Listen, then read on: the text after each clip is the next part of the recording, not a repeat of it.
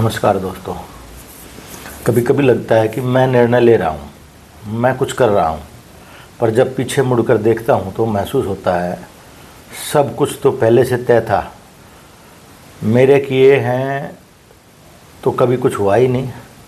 हर काम जो मैंने अपनी पूरी बुद्धिमत्ता लगाकर और ठीक समझकर किया वह तो अपने ढंग से ही हुआ, उसका रिजल्ट अपने ढंग से ही हुआ। हर घटना, हर मिलन, हर बिछो जैसे कोई अदृश्य पटकथा पहले से लिखी हुई हो और मैं बस उस नाटक का एक पात्र, एक कठपुतली। क्या मैं कठपुतली हूँ या उस अदृश्य सूत्र को पहचानने वाला साक्षी? प्रारब्ध का अर्थ है जो प्रारंभ में ही बंध गया हो।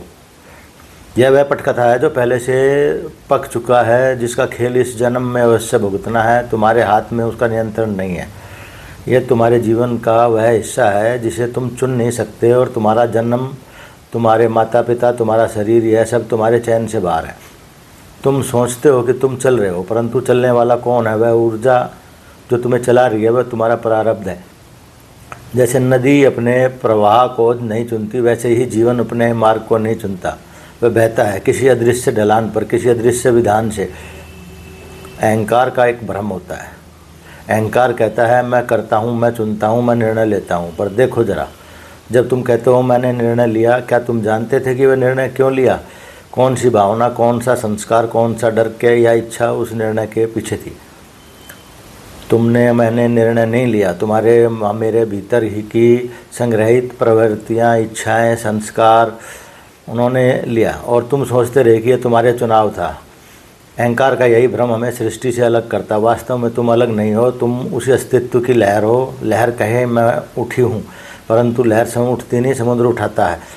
साक्षी का जन्म जब यह गहराई से समझ आता है कि मैं करने वाला नहीं हूँ, मैं करवाया जा रहा हूँ, तभी पहली बार साक्षी का जन्म होता है। जब जीवन एक नाटक बन जाता है, तुम उसमें अभिनय करते हो पर भीतर से देखते रहते हो। अब दुख में भी आनंद है क्योंकि तुम जानते हो यह भी गुजर जाएगा। अब सफलता में भी अहंकार नहीं क्योंकि तुम जानते हो यह भी प्रारब्ध का हिस्सा है। ये जानना ही मुक्ति है, यह समझना ही ज्ञान है। तुम कठपुतली हो, पर जब यह जानते हो कि तुम कठपुतली हो तभी तुम कठपुतली रहना बंद कर देते हो, क्योंकि तब तुम कठपुतली नहीं साक्षी बन जाते हो।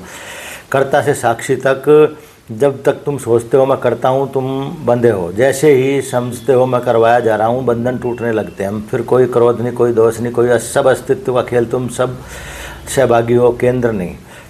यह ध्यान की अंतिम विधि जहाँ मैं मिट जाता है और केवल होना शेष रह जाता है। फिर सब कुछ सहज, स्वाभाविक है, पूर्ण